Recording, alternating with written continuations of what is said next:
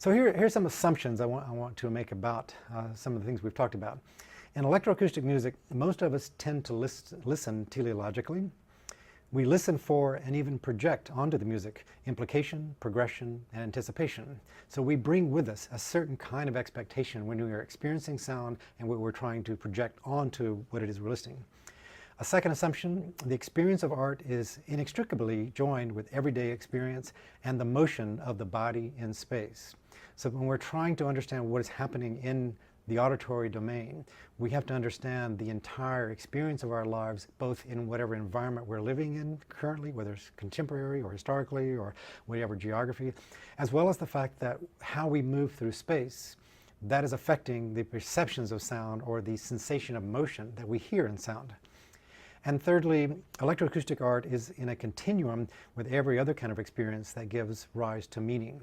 So when we are developing digital sound art, electroacoustic art, we have to understand it just as we understand acoustic music. We also have to understand it in relationship to understanding how all sounds have meaning to us coming into our consciousness. A few other thoughts. An ecological approach to electroacoustic music analysis is useful for developing a perspective of a work informed by structural, cultural, symbolic, hermeneutical, emotional, environmental, and perceptual descriptors. So this idea of ecological approach gives us a way to understand all the different factors that are going on in the perception of sound. And as we are designing sound, we become sensitized to making sure that the elements we put into our sound design are being receptive to understanding the particular culture that we're writing for or the particular potentials of what people may be experiencing in those sounds. Another thought, the prevalence and type of timbres used in contemporary sound design is culturally and environmentally determined and is arguably one of the most salient qualities in the perception of sound. So I tend to think that this idea of timbre and the qualities that we find in those timbres that we've talked about in this course perhaps are the most important part of what we are experiencing in the aesthetic understanding of sound in contemporary is coming from how we manipulate timbre. And that's why what we do in sound design, which is recording sound, sampling it, or synthesizing it, and then processing it, is all about the manipulation of timbre. And it's more about focusing on the timbre and how timbre functions rather than the relationship of pitches. So we don't find that much important information about what pitches we use in electroacoustic music or digital sound design because the focus moves us away from pitches, what we tend to think of in Western music, to something of timbre is the most important elements. But we think about timbre not in the same way as we use pitches, which is not in a linear fashion, but we understand timbre in a whole different kind of philosophy of how sound is understood. And thirdly, whether it is clearly goal-oriented, strictly non-directed linear music often evokes a continuity of motion. But there is another body of recent music that is distinctly nonlinear, music that responds more directly to the disintegration of linear thought in Western culture. This is referring to this idea we found in Japan, where you may find, like with the ma, the negative space, it's not so much about the sounds connecting to each other in a linear relationship. It's really about those sounds existing in their own space. They don't have any particular meaning or bearing on the sound coming before or after them. We experience the difference between those, the space between those, is where we have a relationship of those sounds. But the composer has not constructed sounds in any kind of linear meaning of relationship. We find relationships in the space between, in that ma, and that's why Japanese aesthetics, even the nature of how linearity or nonlinear thinking changes the way someone experiences that sound. A couple of questions. As Joji Yuasa suggested, does each work of electroacoustic music need to be analyzed as a distinctive system of thought with its own ecology and traceable history of belief and aesthetic choices? I think you may think my answer on that probably is yes, is that each time we create a world of sound, we have to sort of develop a whole system of thinking around that sound and understand all the implications of that. And second question would be, should technologically produced art be understood outside of traditional aesthetic and cultural frameworks? I don't think so. And I think much of the evidence that I've presented in this has shown that really you have to understand this within the traditional aesthetic, within the cultural frameworks, but also the complete environment has to be understood as well.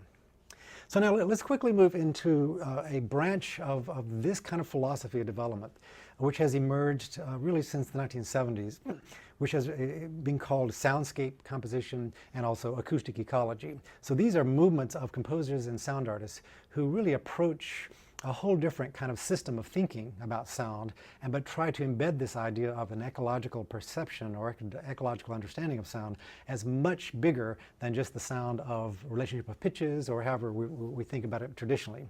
So when we think about what is this soundscape composition and ecological questions, some of the questions that informed the developers of this idea were, how do our attitudes toward listening and sound making shape our concepts of music, noise, and silence? How can we achieve a balance in our environment among animal, human, and technological sounds? What are the physical and emotional effects of noise? So much of these ideas of people involved in acoustic ecology came from a sense that our modern 21st century world is filled with sound.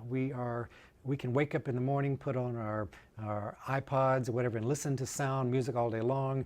We go into any store, there's sound usually playing in various kinds of grocery stores.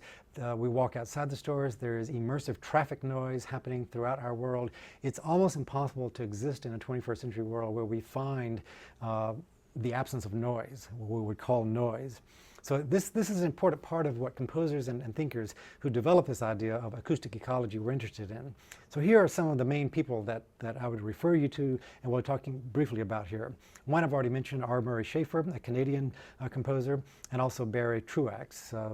Barry Truax was at Simon Fraser University in Vancouver. Hildegard Vesterkamp, also another important Canadian thinker.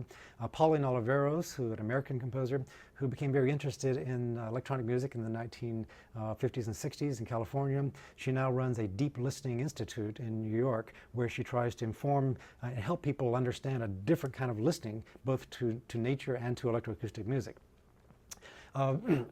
Murray Schafer, in his book, The Tuning of the World, defined acoustic ecology as such: the study of the effects of the acoustic environment or soundscape on the physical responses or behavioral characteristics of creatures living within it. Its particular aim is to draw attention to imbalances which may have unhealthy or inimical effects. So you can see that this is in some ways moving the idea of sound design and manipulation of sound, which we can do with electronic and digital sound techniques, into the idea of health. What is the physical manifestations of the experience of sound, and are there particular kind of unhealthy relationships that we have to sound in this world, and do we need to sensitize ourselves as sound designers to the sounds we're making and their particular physiological impacts? So this is at the basis for what acoustical ecology is trying to do. Acoustical ecology, according to Barry Truax, is the study of sound, including music, speech, noise, and silence, as a component of natural and artificial environments with effects on health, cognition, and culture. It is an integrated field of study with links to anthropology, where we study cultural attitudes towards sound, silence, music, and noise, just as we saw in the Japanese differences, and environmental sciences, where we study the effects of acoustical environments on health and culture. So in some ways, acoustical ecology is an integrated field of both music studies, but also anthropology, environmental science, and maybe even healthcare, part of that. The ecological approach to music composition suggests a different approach to composing music that may be termed composing through sound. In this approach, processing techniques are used to reveal the inner levels of meaning and symbolism contained within the timbres of familiar sounds. Using these methodologies, we may be able to create or recreate models of a more balanced relationship between ourselves and the environment. So you can see embedded in many of the thinkers about this movement that timbre and the experience of timbre is at the basis for what they're trying to work with. But they're trying to understand, is there a balance between what we experience in those sounds to our own physical relationship and how healthy we are? So then we have this emergence of something called soundscape composition emerged out of this kind of philosophy. And soundscape composition exists exclusively in the electroacoustic realm. So when you create soundscapes, you are by default recording sounds of nature that we all recognize coming from nature. A soundscape composition is always rooted in the themes of sound environment. It is never abstract because we always have some association with it. It's not about, as we talked about before, the autonomous listening where we're just listening to abstract structure. We're listening to something which has a reference to a sound in the environment that we're used to hearing. The recorded environmental sounds are its instruments as such. and they may be heard both unprocessed and processed. So as a soundscape composer, what we do is we start with recorded sounds in nature, but we can then run them through all the processing devices that we're learning through this course to manipulate them and make ourselves sensitized to them in different ways. Soundscape composition is as much a comment on the environment as is a revelation to the composer's sonic visions, experiences, and attitudes toward the soundscape. So the primary elements, there are three different elements that R. Murray Schafer referenced in a soundscape. One he referred to as a keynote sound. A keynote sound is often what may be referred to as the outline of the character people living there. So these are sounds of the nature of the geography that we're living in. They may be the background sounds. So wind, water, forest, birds, insects, animals. Many times the keynote sounds are the sounds of traffic if you live in the urban environment. So each time you walk out your door, you're hearing the keynote sounds of the world, the soundscape that we live in, that is often similar in many places. Many cities have similar kind of keynotes, but other times very, very different. A second level of soundscape would be what Schafer calls sound signals. These are the foreground sounds that we listen to consciously. So examples might be whistles or horns or bells or anything that we have a focus on that we listen to. And many times those sound signal level sounds are there because we have to have attention to them. And then the third level was what he calls soundmark sounds. And he derives this term from the term landmark. So a soundmark is a sound which is unique to a particular area or a particular moment. So for example, if I think about walking across with a friend of mine walking down the street, and I may be carrying on a conversation. I'm focused on the sounds on one level, the conscious sounds of that person's voice. We're thinking and talking about something. All in the background, there may be traffic sounds all around us. The keynote sounds are surrounding us. We're hearing other people around us. We're hearing industrial sounds. We're hearing air conditioning units. We're hearing cars drive by. But we're not consciously worried about the keynote sounds. When we get to an intersection and carrying on our conversation, we may then hear something where we hear a car coming down toward us, and that becomes a sound signal. No longer is it purely a keynote in the background. It is now becoming something we have to be aware of because we need to cross the intersection. So suddenly our brain shifts from thinking only about the conversation level, the first level, into being aware of those sound signal levels.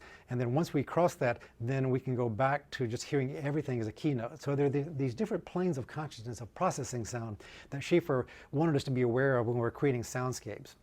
So what he tries to do in many of his compositions is to create these concepts of these three-tier dimensions of experiences of sounds that we're listening to, coming in and out of consciousness or unconscious awareness of them. So the principles of a soundscape composition are that listener recognizability of the source material is maintained. So we want to make sure that we have some identification when we're creating a soundscape composition, that the listener understands that relationship.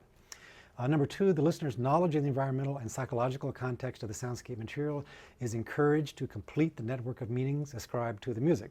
So we want to make sure that whoever we're writing for has an understanding of these particular sounds that we're working with. We don't want to assume that someone doesn't have these. Number three, the composer's knowledge of the environmental and psychological context of the soundscape material is allowed to influence the shape of the composition at every level. So we're not trying to be separate. We want to make sure our experience with the sounds we're working with has some meaning to us, that we embed that in the composition. And fourth, the work enhances our understanding of the world, and its influence carries over into everyday perceptual habits. So in some ways, you look at the goal for soundscape composition is to really examine what sounds in our world have around us. What are those sounds? What are the meaning that they have to us? How are they different than other cultures, other kind of experiences of people? But then in the end, we want to sensitize ourselves to the environment, to this ecological perception of sound around us, so that when we are creating sounds, we are aware of the impact of that sound at various levels, aesthetically, physiologically, whether there's motion embedded in the sound, whether we're evoking these kind of pleasing sensations, and whether there's any health benefits or deterrents to that. So that's a little bit of information about how I wanted to show you that sound design is not about just learning the techniques of how we can create sound for particular kind of musical applications, whether it's popular music or whatever, or film, but that sound in this digital world opens up the possibility of, and has done that for the last 50 or more years, for people to think about sound and our relationship to sound and understanding of sound in very different ways. And the more we can explore these different contexts, the more it opens up creative possibilities for us as we think about designing more interesting kind of ways of using sound. The preceding program is copyrighted by Emory University.